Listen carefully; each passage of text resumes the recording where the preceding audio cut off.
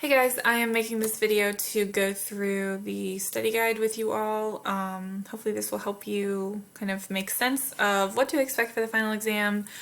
And just as I've said in class before, the final exam looks just like the study guide. It's not the same identical thing, I swear, but it's really similar. First of all, some definitions that you'll need to know. The reason you need to know these definitions is not because I'm going to ask you to define them on the final exam, but because the language of the instructions, the language of the questions for the final exam use these words.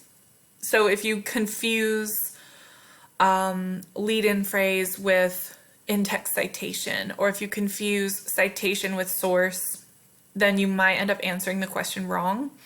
So that's just something to kind of keep in mind. So, you know, a lead-in phrase is like when you're introducing a quote, it's that phrase that comes before the quote, like according to the author, or the researchers explain that, and then quote. That's your lead-in phrase. Your parenthetical citation is whatever's in parentheses at the end of the quote, you know, when we're talking about an in-text citation. So in MLA format, a parenthetical citation is usually the author's last name. In APA format, the parenthetical citation is usually the author's last name and the year and a page number if necessary. An in-text citation refers to kind of using citation information anywhere in the sentence. So the in-text citation could be just in the lead-in phrase, or it could be just in the parenthetical citation, or it could be split for both. You know, if you say according to Smith and then you quote and then you have a parenthetical citation that has the page number, you would have that in-text citation split in both the lead-in phrase and the parenthetical. The citation, you know, when I say the word citation, I mean like the cited source on your works cited page or your references page, depending on what we're talking about. So the full citation of a source. When I say source, I just mean like the article you read, the book that you read, the movie, whatever. And then header, I'm referring to, especially in MLA format, I am referring to the whole top part of page 1. You know, your name, your instructor, class date, then also the last name and page number that I'm referring to as the header. Otherwise, I think I say like cover page for APA format. Okay, so with the MLA format section, the first 5 questions that you're going to get are multiple choice questions about in-text citations. So what I'm going to do is really reinforce that when you're reading the instructions, like pay attention to the content, because sometimes I will say like, imagine that you're creating the in-text citation and no source material or no citation information is used in the lead-in phrase. That's really important to keep an eye on for that. Okay, so here we're just looking at like A or B. The student is quoting from page 152 of the following source. Whenever you are going through these multiple choice questions, my suggestion is to notice the difference between A and B first. So like when you read A and B, what is the difference here? The only difference between A and B is where the period goes. So that's really your focal point then in answering the question. Does the period go all the way at the end, like you see in A, or does the period go inside the quotation marks and then there's no period at the end like you see in B? Well, the correct answer here is A. So the period should go at the very end of the parenthetical citation. If we move on down to 2, the student is summarizing information from page 12 of the following source. And you can read the source information yourself. Okay, so now we're looking at the difference. What's the difference between A and B? The difference is that in A, we have just one author listed, and in B, we have 2 authors listed. So that might make you go to your reference guide and say, okay, well, what is the rule? I have a source where it's written by Jenna Harrington and Nick Altman. So what do I do with this? Do I just put Harrington or do I need to put both authors? When you look at your reference guide, you will learn that it tells you you have to have both authors there. So then you know that B is the correct answer, Harrington and Altman. And then you have 12 for the page number. For number 3, we've got a student citing a statistic from page 13 of the following unsigned article, which means that the article doesn't have an author's name. It's also not listed as anonymous. It's just there's no author. So we have Should You Recycle, written in The Atlantic, published July 2016. Again, notice the difference. In A, this in-text citation has just written The Atlantic. In B, we have the article title, Should You Recycle. So what is the correct answer? Again, you go to your reference guide. Do you put the magazine title or do you put the article title? Well, you put the article title. Remember the golden rule, whatever comes first in the citation is really what needs to appear in your in-text citation. So B is the correct answer here.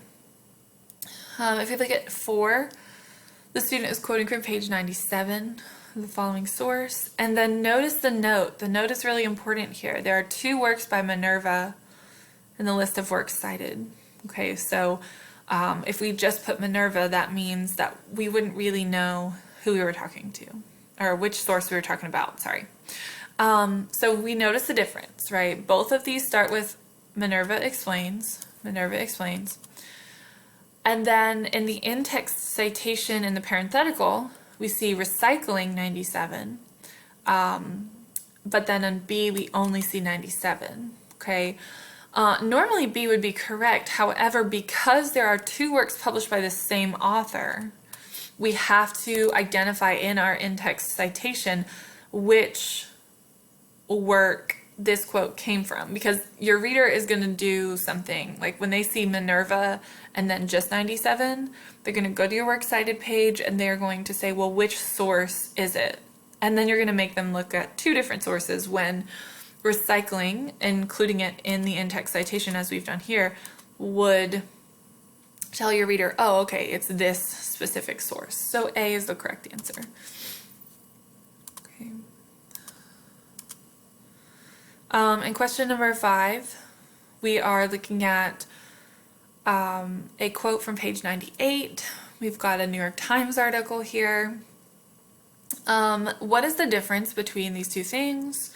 We've got the author's name in the lead-in phrase. We've got our questions.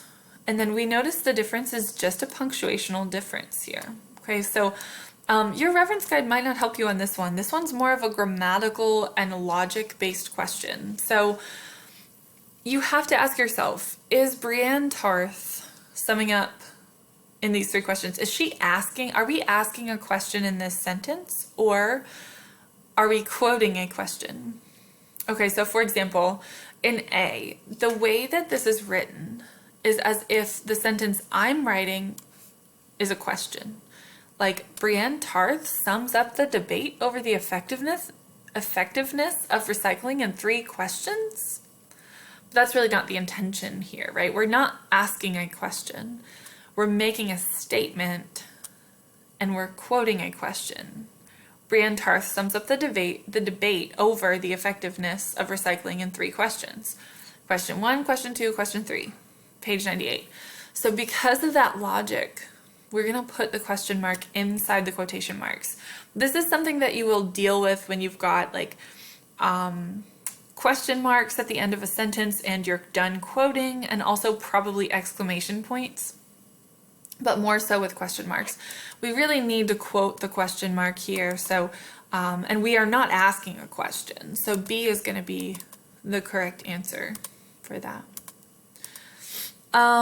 Okay, so then the next section that you'll find on the final exam is creating your own in-text citations. Now remember what I said at the beginning, reading the instructions is so important, because here as you're creating in-text citations, I want you to assume that no source information is used in the lead-in phrase.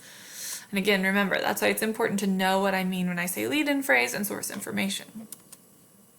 Okay, so we've got the citation here. And then I asked the question, what should the parenthetical, right, only in parentheses, in-text citation look like for this web article with no page numbers? Okay, so we have a web article. We have no page numbers. I don't know why it's in italics. It should probably be in, it should probably be in quotation marks here. And then Harvard should be in italics. Apologize for that, you guys. I don't know, something's probably off with this whole citation, but don't worry about it. Web article with no page numbers. All we need is Firestorm because we have an author's last name. We don't need anything else. There are no page numbers. There's only one author. We don't have any information saying that the source has been cited multiple times. Okay, so question number 2 is an online article, again, from history. What should the parenthetical in-text citation look like for this online article with, again, there's no page numbers? You could answer this in one of 2 ways. You could write out the full title, I would accept that, but you can also just abbreviate with just what comes before the colon, which is dethroned. You do not, I don't care whether you have the period at the end of your parentheses. I'm just like prone to putting one when I do this. If you have a period, if you don't have a period, I'm grading these manually. The computer's not going to mark it wrong. You do need to have parentheses though. I want to see those parentheses. Okay, moving on. What should the parenthetical in-text citation look like if the student is quoting from page 55 of this book? So we've got a book published by one author. The publishing company is Harper, and it was published in 2003. All we need here is the author's last name and the page number. So Foster 55. That's the content that we would be looking for here.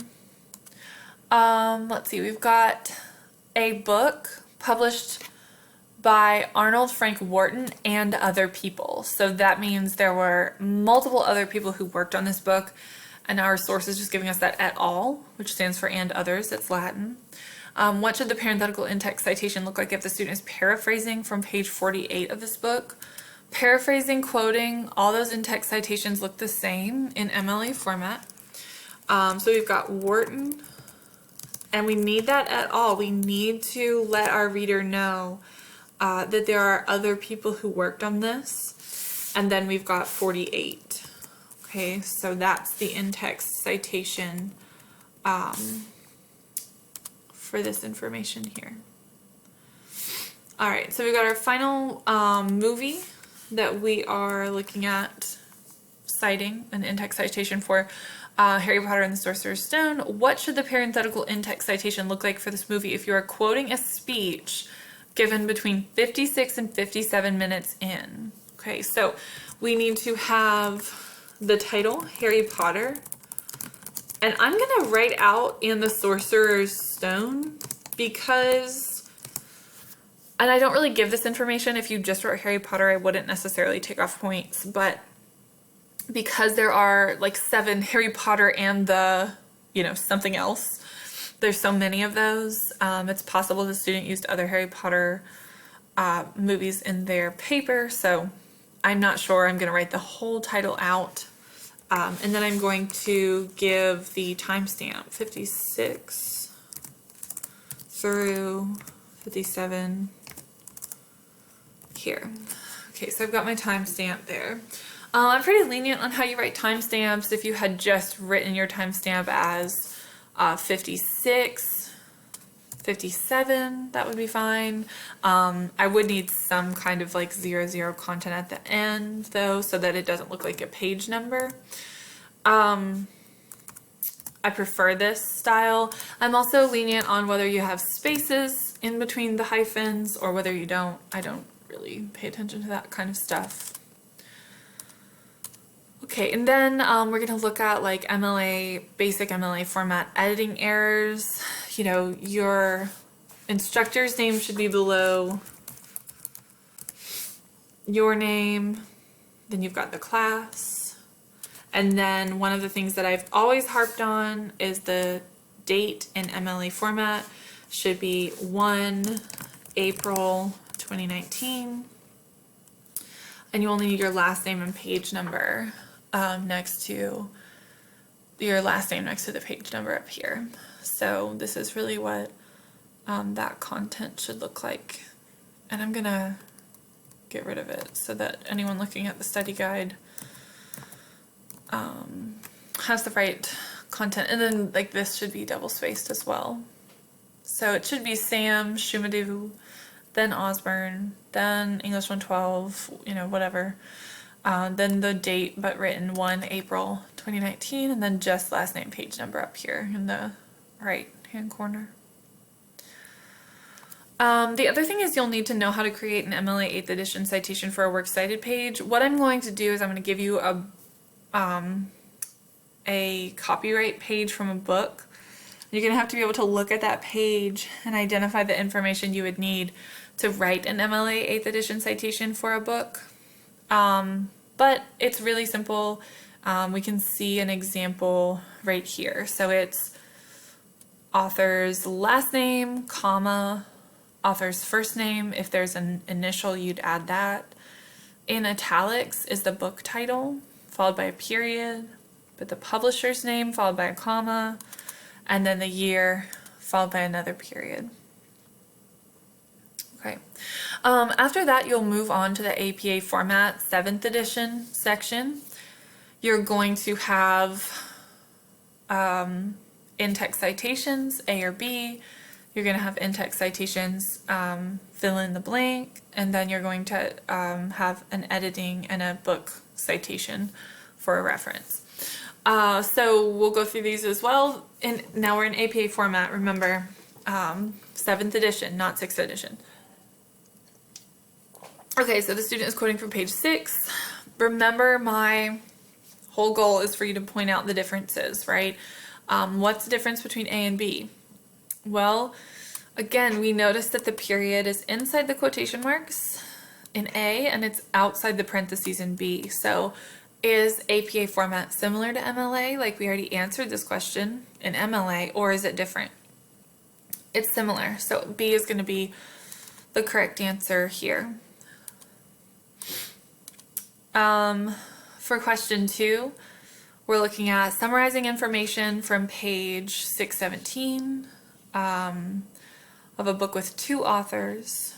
Which in-text citation is correct? So here we've got, again, a difference with our ampersand or with writing out the word and.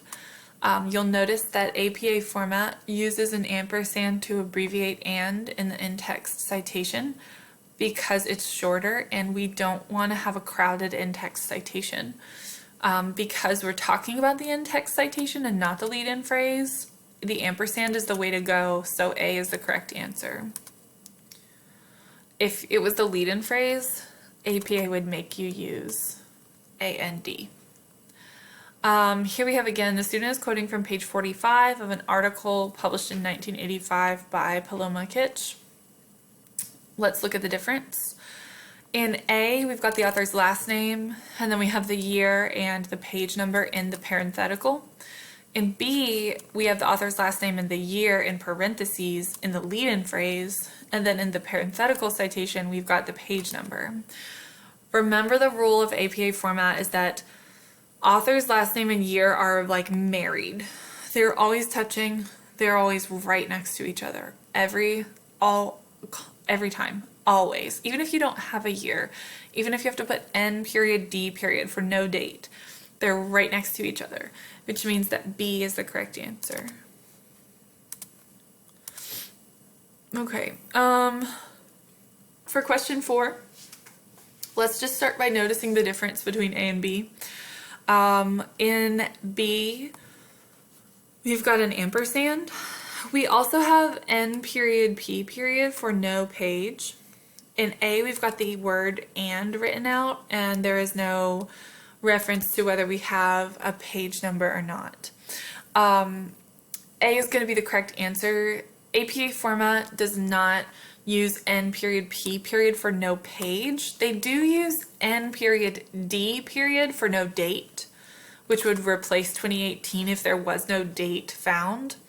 But so they don't use that. And then also they do, remember, like I said before, APA wants in the lead-in phrase, the word and is always going to be written out and not use the ampersand. That's important as well. So A is the correct answer here. Okay. One more multiple choice question in APA format. So the author is quoting from a 1999 journal article by Kenneth Steele, Karen Bass, and Melissa Crook. And this is the second citation of the source in the paper. Now this used to matter more, but it doesn't really matter anymore. APA, when they changed from 6th to 7th edition, they said if you have 3 or more authors, you use et al. Every time, no matter what, whether it's the first citation, in-text citation, or whether it's that's